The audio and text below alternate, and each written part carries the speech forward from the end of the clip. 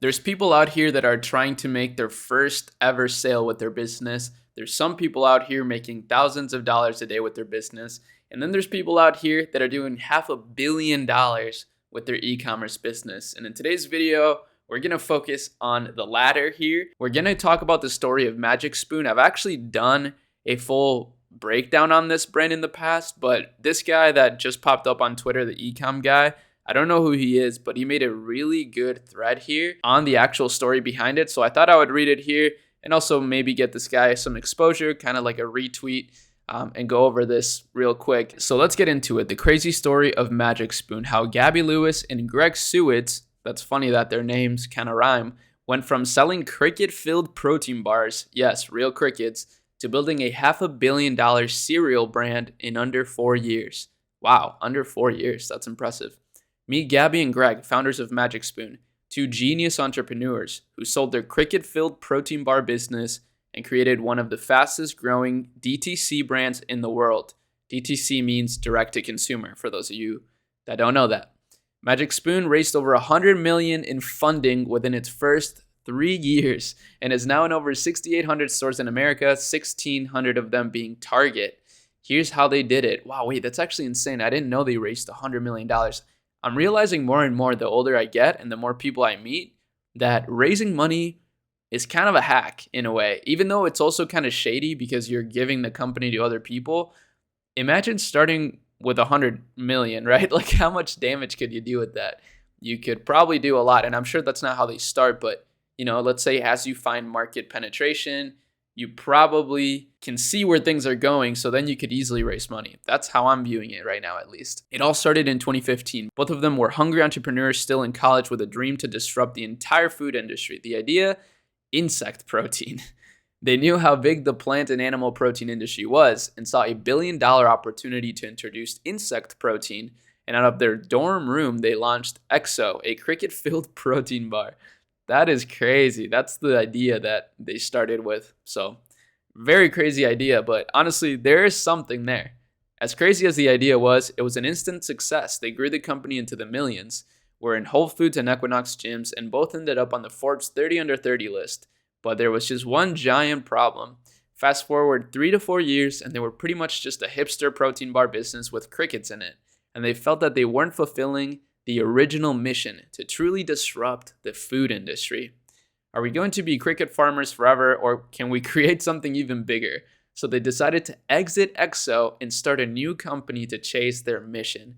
And Magic Spoon was born. Just before we continue here, I want to give some of the subscribers here just an update because we've been doing a ChatGPT plus Shopify challenge here where we're building an entire business basically through ChatGPT and Shopify. It's early in the morning here where I live, and I woke up to nearly $1,000 from our 2 ChatGPT stores combined. This is actually the one that we started from complete scratch though, which is funny to see that now it's doing better than the old business we revamped using ChatGPT. So that's pretty cool. And if you want to get caught up on this series, I'll always be linking the videos in the description, or at least the first video of the series so that you can get started. We launched it like 2 or 3 weeks ago. I don't even remember. And we're using the exact Shopify brand starter kit template and content that is within the template to actually launch this business. That's what we used. It's $20 right now, super affordable. Anybody could get it.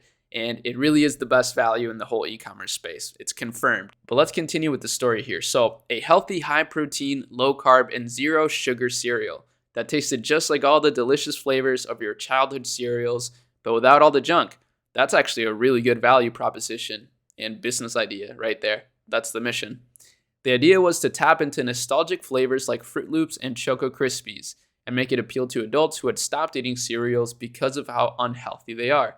So they visited cereal factories all around America, experimented with hundreds of different product trials to create the perfect childlike cereal that was healthy. And after months of testing, they had finally done it.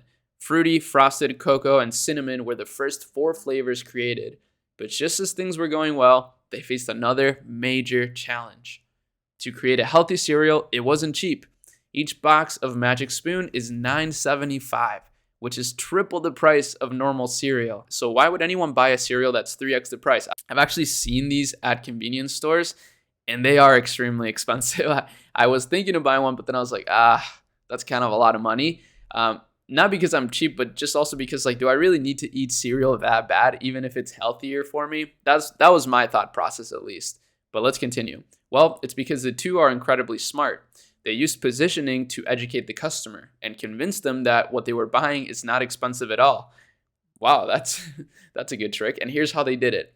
One, instead of just telling the customer that it's full of healthy stuff to justify the higher price, they did something far more convincing. This is getting interesting. Two, they explained that Magic Spoon cereal isn't actually cereal at all, and that it's more like a protein bar that's in the shape of cereal. Three, and by comparing to a protein bar, they then explained that they're the cheapest protein bar on the market. Mind blown. So by this point, they're crushing it. Consumers are fully convinced that the price is worth it, and things are taking off. But it gets even more incredible, because here's how they hacked social media to generate huge demand and make it seem like their product was all over the internet. Instead of just going after giant influencers, they targeted micro influencers because they would only have to send a box of Magic Spoon in exchange for authentic exposure. And it worked incredibly well. So they started using micro influencers. That's what a lot of people now are doing through TikTok as well. And some people even creating entire pages through influencer hires. This is something we talked about with Oliver Brocado, the founder of Tabs, in an interview from like a week ago. It was super valuable, so you should also check that out if you haven't. But Tabs has done like 3.9 million now, which is huge, and this was basically their strategy. But with TikTok, let's continue. With so many micro-influencers sharing the product, it made it seem like the Magic Spoon was everywhere, creating massive FOMO and that it was the new hottest thing on social media. And while every other major cereal brand had zero influence online, Magic Spoon was absolutely crushing the game. Their Instagram account now has over 400,000 followers that love and interact with all their content. They are in Walmart, Kroger, Albertsons, Sprouts, and Target. Nothing seems to be slowing them down. $500 million valuation and expanding rapidly. Will be amazing to see where they take this. So what's next for Magic Spoon? The unicorn duo have said that they're going to continue to double down on direct-to-consumer as they also slowly take over the retail market as well. That's actually very clever. It seems like retail is on a massive come up right now, at least judging from Prime Hydration and their growth, and also Mr. Beast Feastables. Seems like a good play. One of the biggest things I think there's to take away is don't sway from your vision. If you have a dream to change the world and you stay the course, you might just do it. This was an absolute book to write, so make sure you like and retweet if you want more brand breakdowns. I really love this, actually. So shout out to the ecom guy. Keep making content like this. This was super valuable. I'll give you a quote retweet here. Boom. Such a good story and so many lessons in it. So some of the things I'm taking away from this story that we just read is kind of what he's saying. Think of a big vision from the beginning and then just take small steps to get there, right? For example, sending out your product to influencers and slowly spreading that message over the course of 4 years. It could grow into something way bigger than you could have ever imagined. That's what I'm taking away from this brand, since now they're at a $500 million valuation, which is incredible. These guys are amazing. Maybe I'll somehow get the founders on the channel someday, but that's about it. See you in the next video. Peace.